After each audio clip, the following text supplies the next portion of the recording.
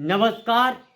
આજ રોજ નર્મદા જિલ્લાના તિલકવાડા તાલુકાના વોરા ગામ ખાતે હનુમંતેશ્વર મહાદેવ, જ્યાં ભગવાન મહાદેવ અને હનુમાનજીની સ્થાપના કરવામાં આવેલી છે, તે જગ્યાએ આજે હનુમંતેશ્વરની ધ્વજારોહણનો કાર્યક્રમ કરવામાં આવ્યો અને તેમાં ભગવાન મહાદેવના પૂજન અર્ચન આરતી પૂજા કરી અને ભક્તિભાવ સાથે ભોજન અને ભજન પણ કરવામાં આવ્યું અને ગામ લોકો દ્વારા ધ્વજારોહણ કાર્યક્રમ કરી અને સુંદર રીતે બધા લોકોએ ભક્તિભાવપૂર્વક એક અલૌકિક વાતાવરણ ઊભું થયું અને એમ કહેવાય છે કે જો ભગવાનના દર્શન ન થાય પણ જો ધજાના દર્શન થાય તો પણ ભગવાનના દર્શન કરવાનું પુણ્ય પ્રાપ્ત થાય છે.